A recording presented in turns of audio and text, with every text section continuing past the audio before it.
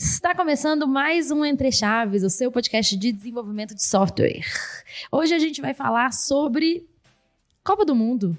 Nada melhor, né? Copa do Mundo tá começando. Tudo a ver com desenvolvimento de software. Tudo a ver com desenvolvimento de software. Brincadeira, a gente vai falar sobre algumas coisas, alguns algoritmos de previsão, de resultado e tudo mais para saber se o Brasil vai ganhar a Copa do Mundo, porque no final das contas esse é o objetivo. Mas para falar sobre isso, champanhe aqui comigo, como sempre. E aí, Fernandinha, esse é um assunto que muito me interessa, né? No caso, a Copa do Mundo. Porque você apostou, né? Seu dinheiro todo no bolão. É, né? Com base nos algoritmos feitos pelos nossos convidados aqui, né? Ah, entendi. O primeiro deles está aqui com a gente, é o Povo Pou. No caso, não. No caso, não. Mas a gente tem algumas pessoas aqui para nos falar sobre esse assunto. E aí, Francisco, como é que você tá? Tudo bem, Fernandinha. Eu já vim aqui algumas vezes, mas foi me apresentar de novo, né? Meu nome é Francisco Malaguti, atuo principalmente como cientista de dados aqui na DTI. E eu vou falar um pouquinho sobre, talvez, né, se isso não foi ilegal, então se for, eu nego, mas usar alguns algoritmos ali nos aplicativos de aposta e tal, se estava precisando de um dinheiro, a Copa do Mundo ajuda a gente, né? E também o Fontelo. E aí, Fontelo, beleza? E aí, pessoal, tudo bom? Primeira vez que eu participo aqui. Pois é, você nunca veio, né? No Entre Chaves, Olha não, aí. só nos agilistas. Então se apresentem para nós. Pois é, Vitor Pontello, eu estou na área de dados aqui, assim como o Francisco Malaguti, e vamos conversar um pouquinho sobre inteligência artificial, ciência de dados, coisas interessantes aí, totalmente relacionadas à Copa. Já começa com a pergunta que a gente quer saber, Fernandinha. Não, então, já que você... Não, pode puxar aí a pergunta que a gente quer saber. Então vamos lá. O Brasil vai ganhar a Copa? É isso que a gente quer saber, no final das contas. E com isso, entende-se, né? Você consegue me dizer, com os seus algoritmos, se o Brasil vai ganhar a Copa? Deixa eu jogar uma moeda aqui e eu já te respondo isso. Então, uma brincadeiras à parte, a gente pode ter alguns indícios de se vai ganhar ou não, e a gente consegue usar algoritmos para prever um pouquinho a respeito. Eu não vai te dar isso com 100% de certeza, você não vai vender todos os seus bens e colocar isso numa aposta feita por um algoritmo. Pô, você não recomendo. Você tinha que ter me falado antes, né? Antes de eu fazer isso. Too late, né? Mas se você for fazer isso, é melhor que você faça isso, sei lá, apostando na Champions do que apostando efetivamente na Copa do Mundo. E o principal motivo para isso é dado mesmo. Você tem muito mais dado, por exemplo, relacionado à Champions do que à Copa do Mundo, que ocorre de 4 em 4 anos, com times diferentes, com pessoas que não convivem juntos, né? Então, toda vez que você vai fazer um algoritmo de machine learning desse tipo, você tem que se preocupar com o dado que você está usando e o quanto ele representa o seu estado, né? E pensar, a Copa, você está pegando jogadores que nem sempre trabalham juntos, é uma coisa que ocorre de tempos em tempos muito mais do que uma Champions, que um time é muito mais estável. Então, fica muito complicado, são muitas variáveis para prever, são muitas variáveis para ser levadas em consideração. Mas se você parar para analisar os times hoje, quem está jogando com quem e tudo mais, a gente tem bons indícios, sim, que a gente vai levar essa Copa, entendeu? Olha aí. Então, se a gente não levar, a culpa não foi da estatística. E a fonte não é confia. Ou será que é? Tem um ponto também que é interessante, até expandindo um pouco a ideia do Malaguti. Se fosse para prever o resultado de alguma coisa, eu não escolheria nem a Copa e nem a Champions. Eu escolheria, por exemplo, a NBA. Por quê? Se você pega dois times de futebol muito diferentes, você pode ter uma sorte ali, o time ruim fazer um gol e conseguir segurar o resultado até o final. Então tem um evento de pontuação no jogo inteiro, já garante a vitória para um time. Enquanto no basquete, por exemplo, você pode ter 50. Um time pode marcar 50 cestas ao longo do processo como um todo. Então é muito mais difícil você fazer 50 cestas por uma sorte ou algum evento que aconteceu ali, eu acertei na cagada, não pode falar, né? Pode, na cagada. Na sorte, do que no futebol, que eu posso chutar de qualquer jeito, a bola desviar e alguém entrar e eu ganho o jogo por causa disso. Então, isso é uma coisa estatisticamente também muito relevante, comparando esportes, no caso. É porque você tem muitos estados, né? Tipo assim, por mais que, novamente, não é que você não tenha isso em outros jogos, como o basquete, como o beisebol e tudo mais. Você vai ter isso também nesses outros esportes. Só que quando você olha pro futebol em si, esses estados como o chute, o passe, posse de bola, entrosamento e tudo mais que a gente acaba levando em consideração, né, quando a gente vai fazer esses algoritmos e tudo mais, acontece que algumas interações são muito significativas. Né? Igual o Pontello falou, você pode chutar a bola, sei lá, fazer 50 cestas no basquete, entendeu? Você muito provavelmente não vai ter 50 gols num jogo, entendeu? Até porque a gente já tomou um 7-1 e eu falo que 7 já é traumatizante o suficiente. Eu Não estava precisa lá. de 50, né? Não 7 precisa já é de muito 50, mais do que o suficiente. E tem um limite. Mas no final das contas, realmente, né? No basquete, o time precisa ser consistentemente bom, assim, né? Normalmente pra ganhar. Sim. Mas ao mesmo tempo, no basquete é muito mais difícil também se acertar um placar, imagino eu, né? Porque afinal, a variação também de placares é muito maior do que no futebol, Sim. né? É por isso que até esses aplicativos de aposta que eles estão surgindo, eles normalmente não trabalham com, sei lá, necessariamente quem vai ganhar a Copa do Mundo. Eles trabalham com essas pequenas coisas. Tipo assim, quantos laterais vai ter, quem vai mandar pra lateral, escanteio, gols, chutes na trave. Então você pode apostar meio que em qualquer coisa, digamos ali, e eles vão fazendo isso com base bem estatístico, né? O objetivo deles é ganhar mesmo. Então eles só precisam trabalhar o algoritmo de forma que eles vão ganhar na maioria das vezes e é o suficiente. E a gente sabe que isso, que a gente consegue usar IA, que a gente consegue usar, né? Porque é um nome muito bonito para uma coisa que é estatística, no final das contas, porque já foi feito em outros esportes, né? Já foi feito no beisebol, por exemplo. A gente tem filmes, inclusive, sobre isso, sobre como o estatística mudou, como o pessoal trabalhava no beisebol e tudo mais. Como é que chama? Moneyball. O seu nome em inglês. Qual que é o nome em português? Aí sim. Não sei quem que mudou o jogo. Acho que é isso. O homem que mudou assim. um jogo. Né? Isso mesmo. Então, isso já é feito, né? Obviamente que quanto mais variáveis, né, nesses modelos multivariados que a gente vai ter, vai ficando mais complexo. A gente vai tendo essas pequenas coisas, tipo assim, se é uma ação que vai mudar o jogo, tipo assim, um gol, uma coisa do gênero, igual diferente do basquete, ela é muito significativa. Você pode ter esse fator sorte, você pode ter uma zebra, digamos ali, que vai acontecer, mas se você trabalha direito com a estatística, você vai ter maior chance de ganhar, entendeu? Você vai conseguir prever. Então, o objetivo final do seu algoritmo é que ele seja melhor do que jogar uma moeda, entendeu? E meio que tudo é assim. O seu objetivo é sempre maximizar a estatística ao seu favor, em todos os cenários. E é isso que você vai fazer. Você vai pegar essas informações, você vai trabalhar nelas. E, acima de tudo, a gente tem informações que são relevantes e informações que não são relevantes. Todo modelo de machine learning que você vai trabalhar vai ter esse problema. Modelo tem viés, dado tem viés. Pode ser qualquer coisa, entendeu? Tipo assim, a gente tem uma pessoa polêmica indo para a Copa, teoricamente, uma convocação polêmica, porque, dizem as más línguas, ela é amiga de outro jogador, entendeu? Então, tipo assim, existem outros fatores que você vai levar em consideração, mas, acima de tudo, você vai precisar filtrar isso. Eu, no meu mestrado mesmo, eu trabalho muito com essa questão que é causalidade. Os dados que você vai usar para isso, ele é relevante? Ele é causa? Ele causa uma consequência que você quer olhar? Tipo assim, escalar tal jogador causa um determinado gol, aumenta a chance de causar um gol. Jogadores juntos, a relação entre eles, a interação entre eles vai aumentar essa chance. Então, tipo assim, a cada conjunto de fatores que você vai pegando, você vai ter que trabalhar essa causalidade, você vai ter que filtrar quais são esses fatores latentes, né, que estão ali dentro, que vão definir as tomadas de decisão, que vão definir como o seu algoritmo vai funcionar. Não, deixa eu só entender um pouquinho melhor, né, disso que você está falando, assim, tipo, para leigos, assim, né? Quando você fala sobre essa causalidade, como que esses dados influenciam, basicamente, assim, é como se fosse assim, quantos jogos que fulano entrou e no segundo tempo e fez um gol, ou quantos jogos que fulano e ciclano estavam jogando juntos e o time teve uma performance boa. É mais ou menos isso que você está falando? Sim, só que você quer um exemplo? Quero, exatamente sim. Com isso. Olha só, eu vou colocar um jogador e toda vez que esse jogador entra, o time performa melhor. Você vai falar, pô, esse jogador é bom pra caralho. Pô, absurdo. Vou pegar meu cartola e vou colocar esse jogador. Só que aí você vai olhar e vai lá fazer a análise e você descobre que não é porque esse jogador é bom. É porque pra você colocar esse jogador, você tem que tirar outro. E, na verdade, o que gerou a melhor do time é que você tirou um jogador ruim. Não é que o cara é bom, entendeu? Então, assim, isso pode gerar um viés. Isso é um viés. Você acreditou que aquele jogador é bom. Ele entrar no time modificou o time.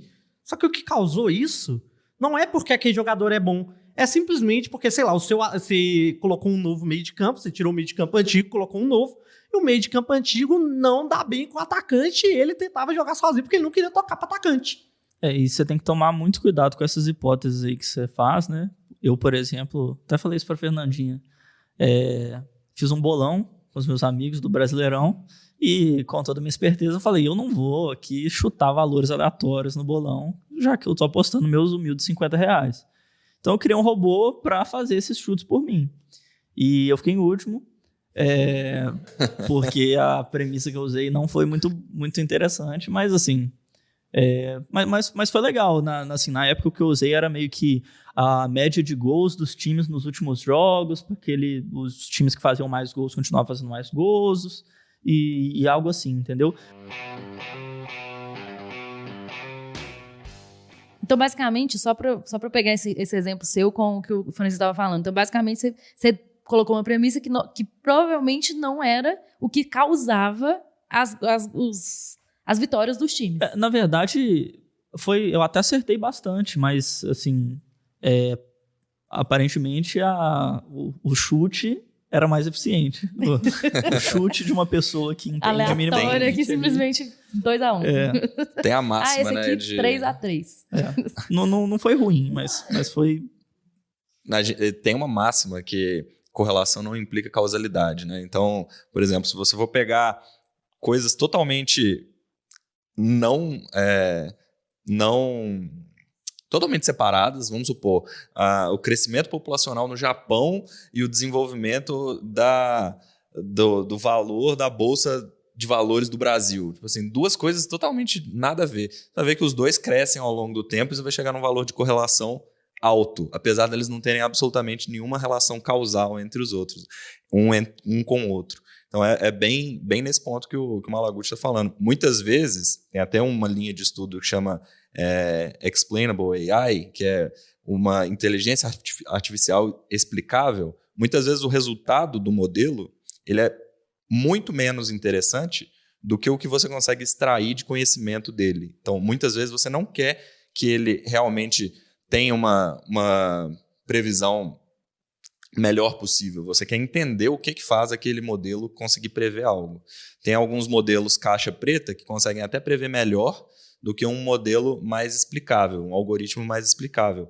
Mas você prefere o outro, que é mais explicável, para você entender aquele processo. Isso é muito comum na medicina, por exemplo, que você não consegue chegar e desenvolver um modelo qualquer, caixa preta, que dá um resultado e você acredita cegamente naquele resultado.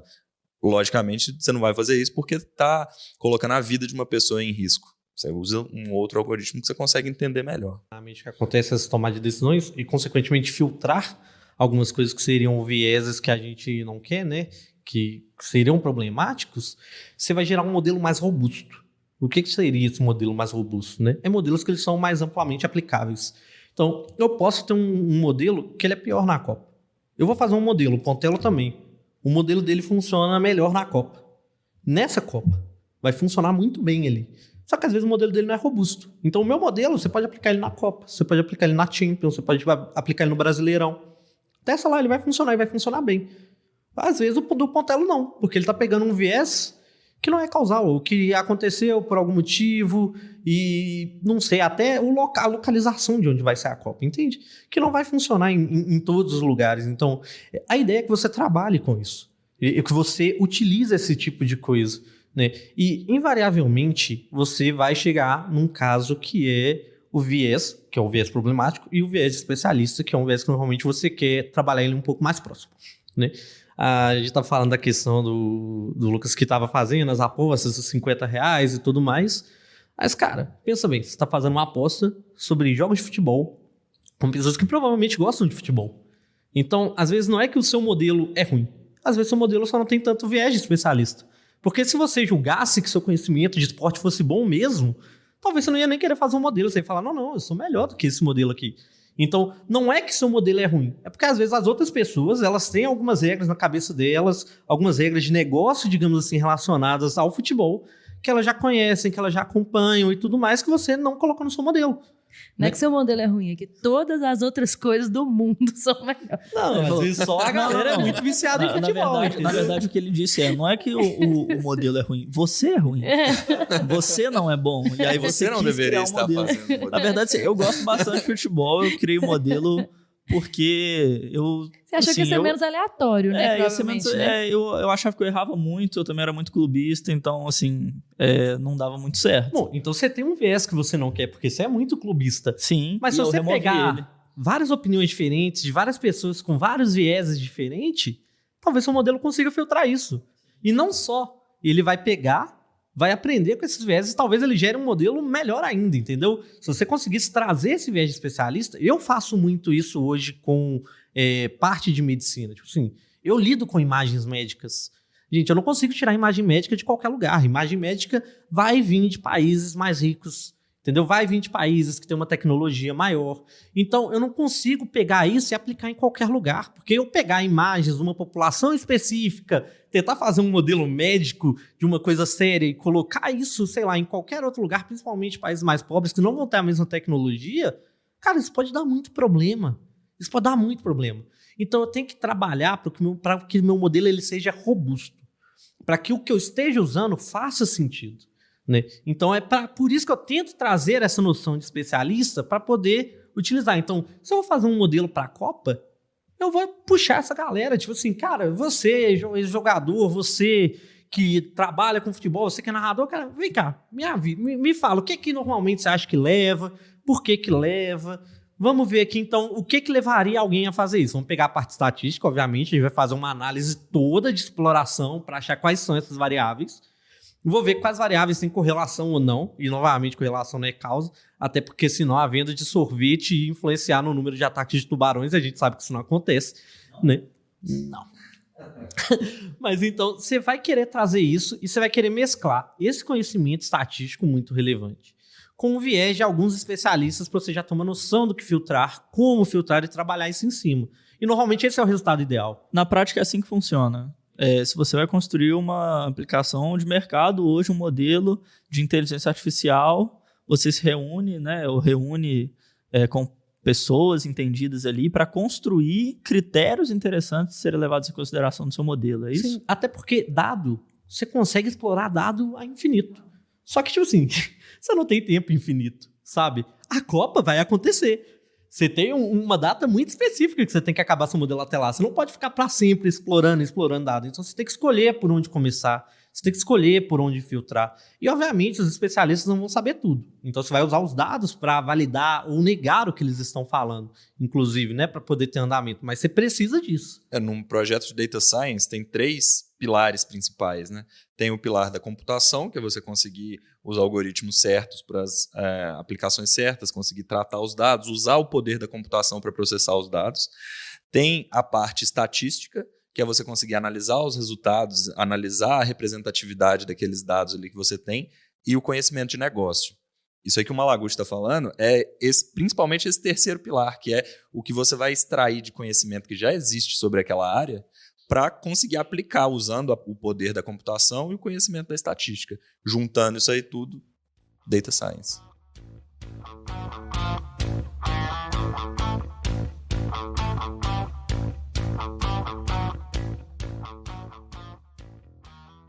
Muito legal, assim, isso até que você falou, né? Que é possível também, inclusive, negar o que os especialistas entendem com dados. Assim, eu tô falando sobre isso só porque eu participei de um projeto há um tempo que aconteceu justamente isso, assim, que era um projeto de data science, mas que tinham especialistas, então, assim, né, acredito que teve esse viés do especialista, de pessoas que realmente eram super entendidas da área, que estavam ali, mas os dados falavam o contrário do que elas estavam falando. E aí? Tem 2 pontos. Tem o ponto que, beleza, o modelo pode estar errado. Na maioria das vezes, principalmente quando é início de projeto, alguma coisa assim, tende a ser esse o caso. O modelo está errado, né? Mas existe também a falácia do especialista, que é um viés que aí é um viés humano, né? Das pessoas têm esse viés de você ter uma facilidade muito grande para criar uma narrativa que explique algo, sendo que você não tem informação suficiente para explicar aquilo tudo que você está explicando. Então, você quer muito, né? Exemplo. É wishful thinking, basicamente, né? Ou não? É basicamente assim, eu quero muito que isso seja verdade, então eu estou acreditando que isso é verdade. Às vezes é simplesmente algo que meu cérebro inventa ali e eu falo com palavras difíceis de especialista e todas as pessoas concordam. Um exemplo muito claro disso é, por exemplo, os especialistas na bolsa que vão falar se vai subir, se vai cair, qual ação comprar.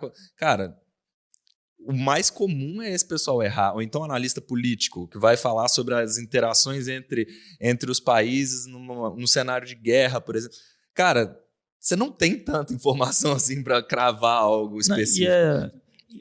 Vou fazer uma pergunta nesse sentido. Hoje em dia, né, igual a gente estava falando lá no início, que está bem em alta casas de apostas, bet, esportiva principalmente, e nunca a pessoa que vai apostar vai ter mais informações ou vai ter uma capacidade de prever melhor do que a própria empresa da bet, né? Então, assim, as odds que ela está construindo ali são respaldadas estatisticamente que aquilo vai ser favorável para ela, certo? Isso, exatamente. E para eles, quanto mais pessoas apostarem, quanto mais se apostar no escanteio, na lateral, no número de gols do visitante, do time da casa, quem vai ganhar, qual vai ser o resultado, para eles é melhor, eles ganham mais dinheiro assim. Então, apostem. Tudo é uma questão de como é que você vai dividir as odds. Então, tipo assim, eles só precisam saber quanto dá de cada lado e trabalhar com as odds para incentivar as pessoas. Porque você pode ter 1% de chance. Entendeu? E 99% de fé. Exatamente, porque se você for ganhar 1 milhão naquele 1%, gente, por muito menos que isso, a galera joga na loteria todo mês. Total, exatamente. Sabe? Então, Justamente. você consegue trabalhar as odds de forma de que você vai ganhar. E o viés do especialista, ele pode ser contra-intuitivo, ele pode ser problemático. Eu vou lembrar sempre, eu não lembro o caso certinho, mas basicamente comemoraram um cara que ele acertou não sei quantas vezes no mercado financeiro, que era tipo assim, nossa, ele foi o primeiro a fazer não sei o quê. Tipo assim, a galera chegou e falou, olha, tipo assim, muito legal, muito bom, mas estatisticamente, se um cara jogasse uma moeda, ele teria chegado nisso antes, sabe? Porque pode ser misleading, tipo assim, ele pode te mandar pro lado contrário, pode te mandar pra um buraco, porque você viu aquilo funcionar tantas vezes que você como especialista fala, pô, é isso, mas pode ser um caso contra-intuitivo, isso pode vir a ser contraproducente. Sabe? Então, você vai ter que trabalhar com isso. Essa questão de, tipo assim, pô, um especialista falou, meu modelo falou o contrário. É por isso que coisas, inclusive a LGPD tem ajudado nisso, modelos que são white box, que você consegue interpretar, são tão positivos. Porque são esses modelos explicativos, isso, né? Exatamente. Né? Uhum. Não é uma caixa preta, né? Tipo, você falou X, o modelo falou Y, é a sua palavra contada ao algoritmo. Tipo assim, isso não faz sentido. O motivo de você poder fazer isso de forma explicativa é, o especialista vai falar que é X, o modelo vai falar que é Y. Automaticamente vem a pergunta do porquê. Por que é X? Por que é Y? Por X PTO, por Y e Z. Beleza, vamos olhar para trás, vamos olhar coisas que são mecanismos de atenção nos modelos, né? Vamos ver o que o modelo olhou para tomar essa decisão, vamos ver o que o especialista olhou para tomar essa decisão. E aí a gente pode ver, pô, muito bom esse modelo, ele prevê muito bem, sei lá, se essa imagem, que é um caso clássico do Perceptron, prevê muito bom se esse cara aqui é um tanque de guerra ou não. Aí foi olhar, por que ele acerta sempre? É bem simples, todas as imagens de tanque de guerra tem fumaça. Ele é só ele se tem fumaça ou não, ele acerta muito bem. Sabe? Ou então é escuro e coisa do gênero, muda a luminosidade, tem muita coisa que é desse tipo. Então, o especialista ou o modelo tá certo, né? Porque se você tem um especialista e tem um modelo, é porque normalmente você juntar o algoritmo com o ser humano é melhor do que só o algoritmo ou só o ser humano, né? E você tá buscando isso. Só que você tem que tomar decisões embasadas para isso. Não adianta ficar nessa guerra. E aí você pode ter um problema também, que é o famoso, o cara tem medo de perder o emprego pro algoritmo, né? Exatamente. E aí, assim, voltando um pouco pro futebol, o nosso convidado aqui que não pôde vir, né, o Povo Paul, a gente poderia Mas fazer... tenho certeza que ele tá ouvindo a gente. Abraço pro Povo Paul. Valeu, Povo Paul, tamo junto. A gente poderia, dentro do contexto de inteligência artificial, a gente pode fazer duas abordagens, né? A gente pode pegando o Povo Paul, a gente pode pegar todas as previsões do Povo Paul, pegar um dataset gigante ali e treinar um algoritmo para aprender com aqueles dados ali que o Povo Paul gerou, como prever quem vai ganhar o jogo. Ou a gente pode entrevistar o Povo Paul. Falar, Povo Paul, como você prevê? E uma pessoa vai codando enquanto o Povo Paul vai explicando. Essas são basicamente as duas principais formas de inteligência artificial. A primeira, na verdade a segunda, ela é mais óbvia, né? Você, quero criar uma inteligência, eu vou perguntando, entrevistando e codando. Só que a gente já consegue chegar claramente num limite que começa a ser muito complexo. Eu codar uma regra com base no que alguém está me falando. Às vezes o conhecimento numa determinada área, tenho certeza que no caso do povo é assim, é muito complexo para eu conseguir simplesmente com if, else, codando tudo ali. Então o que eles fizeram? Criaram essa segunda abordagem. Beleza. Já que eu não consigo criar as regras, vou criar um algoritmo que consegue decifrar essas regras com base numa amostra, que seria justamente essa abordagem de pegar tudo que o povo já fez na vida dele e deixar um algoritmo ler aquilo e interpretar as regras, que é o machine learning, e que hoje, por conta da capacidade computacional que a gente tem, infinitamente superior ao início da época da inteligência artificial, lá pela década de 50, e por todas as facilidades que a gente tem, inclusive a quantidade de dados disponíveis, cresceu exponencialmente, tem crescido exponencialmente, e hoje quase que virou sinônimo de inteligência artificial. Né? Inteligência artificial, ninguém pensa mais em entrevistar alguém e codar, já pensa direto em machine learning. Mas existe essa outra abordagem também. Povo, abraço. E quanto mais dados a gente vai tendo, quanto mais amostras, né, a gente foi tendo exatamente por causa dessa expansão da internet, de Big Data e tudo mais, e também por causa dessa melhora no hardware em si, a gente foi procurando outras abordagens de aprender isso. Tipo assim, esses fatores que estão lá dentro do código, né, porque o código ele é resultado de algo. Né, quando a gente fala dessas questões de causalidade ou estrutura causal, né, que é normalmente o que o povo procura quando vai pesquisar sobre isso, é exatamente, existe um fator que gerou aquele dado.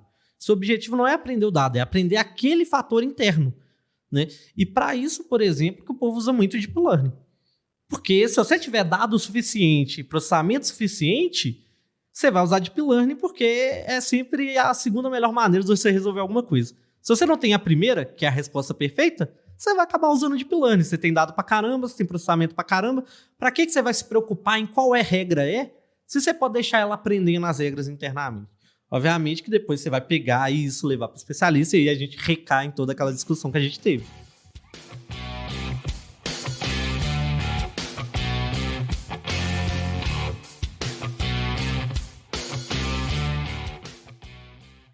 Queria entrar no mérito um pouco mais técnico, assim.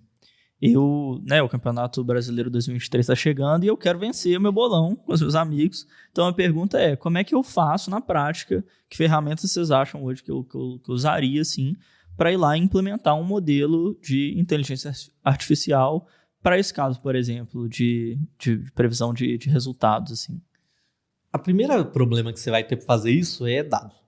Você vai precisar achar dado para isso. E, quais dados você vai ter? Você vai usar dado de VT de todos os jogos do Brasileirão desde 1990?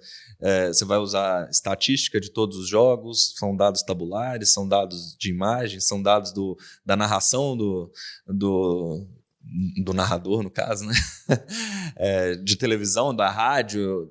Você tem N dados que você pode utilizar e dependendo de qual tipo de dado que você vai ter à sua disposição e a quantidade desses dados, aí você começa a pensar no problema da forma técnica. Quando você pegar esses dados, então vamos lá, você pegou, eles eram dados, seja eles estruturados, semi-estruturados, por aí vai, e você trabalhou eles. No final você vai ter imagens, vídeos ou o tabelar, no caso que já está meio estruturadinho.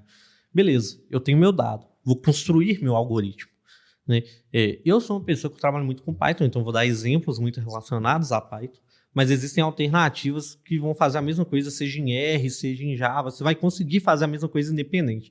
Né? Em C, ou C++ também, né?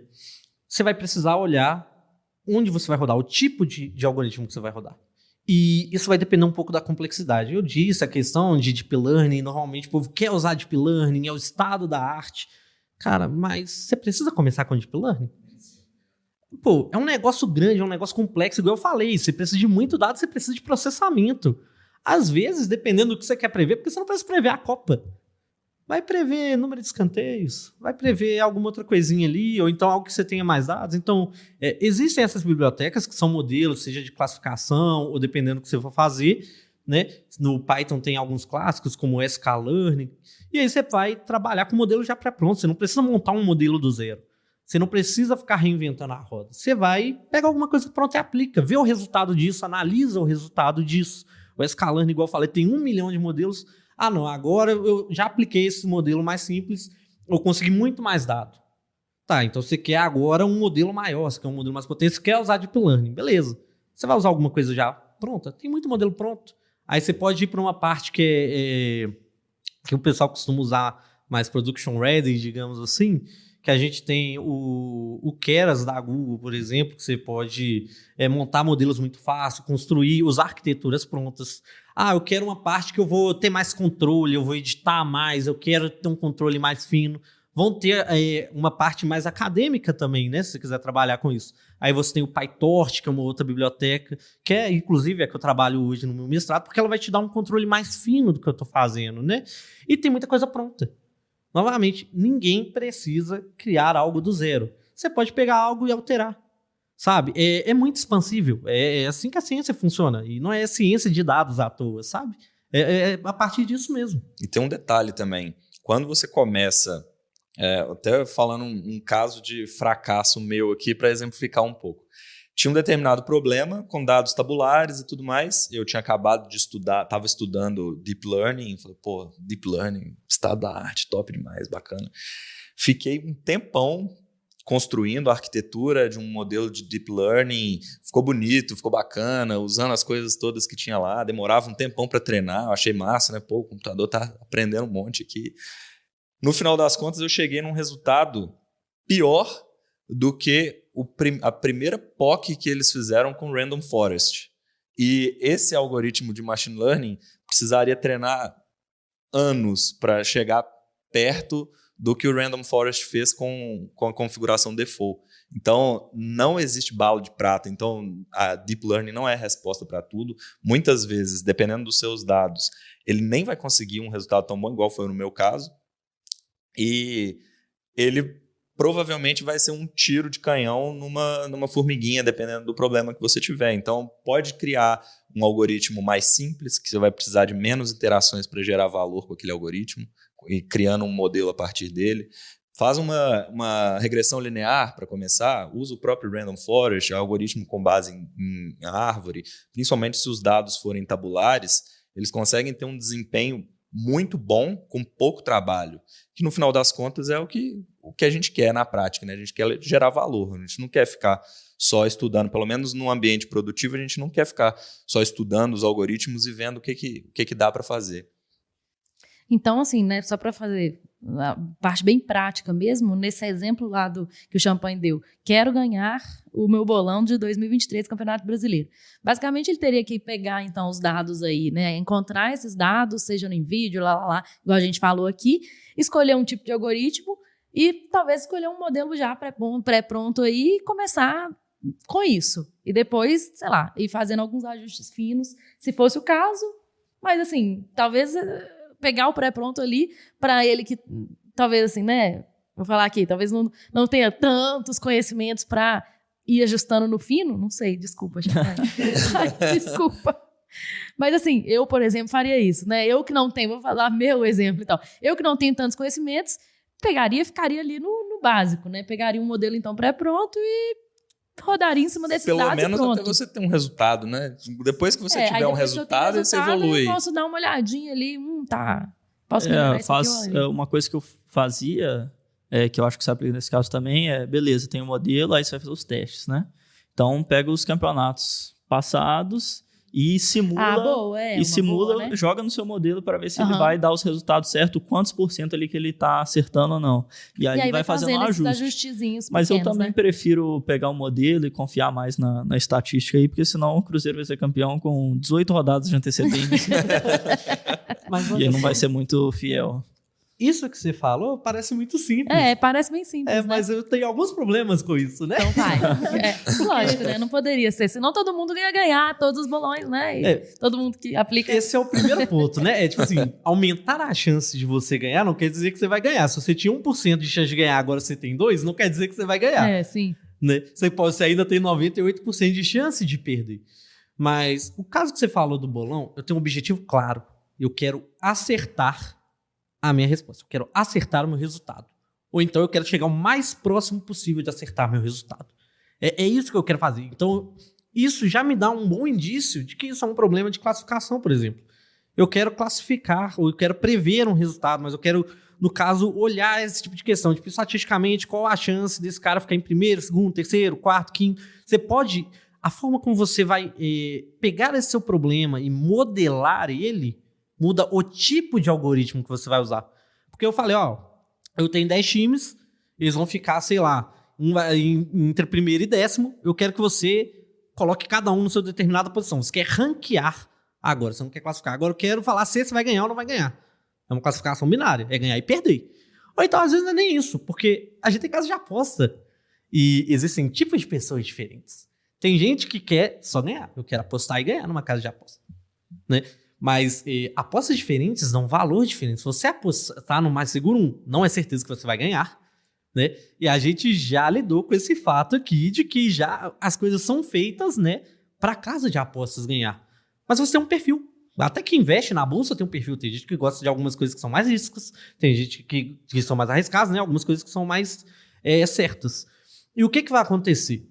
Você pode modelar isso de outra forma. Eu quero que esse modelo me recomende no que apostar, dado o meu perfil. Eu tenho meu perfil de apostas e eu quero que ele me recomende o que eu vou pegar. Não porque aquele tem mais chance de ganhar, mas porque aquele é provavelmente melhor para mim, porque eu estou disposto a perder um pouco mais de dinheiro para ganhar mais, ou coisa do gênero. Eu não quero essa maior chance. Isso já muda totalmente o meu problema, muda o tipo de algoritmo que eu vou usar. Já entra no inception de inteligência artificial, né? Em que por isso que as casas de aposta estão tão em alta e estão ganhando tanto dinheiro, né? Além delas terem ali estatisticamente uma garantia de que elas vão lucrar em cima das apostas, elas também vão recomendar apostas para as pessoas e fazer com que elas apostem mais e percam mais dinheiro, né? Exatamente. Porque no final a casa sempre ganha, né? A gente já sabe essa história. Ou então você pode simplesmente pegar numa determinada quantidade de apostas, vamos supor, aí eu como pessoa que quero ganhar dinheiro fazendo apostas, eu posso selecionar com base no meu algoritmo, criar um algoritmo que me dê a probabilidade de um resultado acontecer. Dado o meu nível de risco que eu aceito tomar, eu só vou apostar nos jogos que a probabilidade estiver, sei lá, acima de 85%. Acima de 85% eu provavelmente vou perder algumas vezes, mas a ideia é que eu ganhe mais do que perca e no final o balanço seja positivo. É uma possibilidade também de usar inteligência artificial, machine learning na Copa aí que está chegando. Falando ainda mais nisso, né? Se é alguma casa de aposta que processar, eu não estou falando isso, entendeu? Eu nego, mas existe a possibilidade de algumas pessoas nessas casas de aposta, o que acontece? Você pode apostar e até tal tempo de um jogo de futebol, por exemplo, você pode tirar sua aposta deixando lá um certo valor, ou você pode manter a aposta.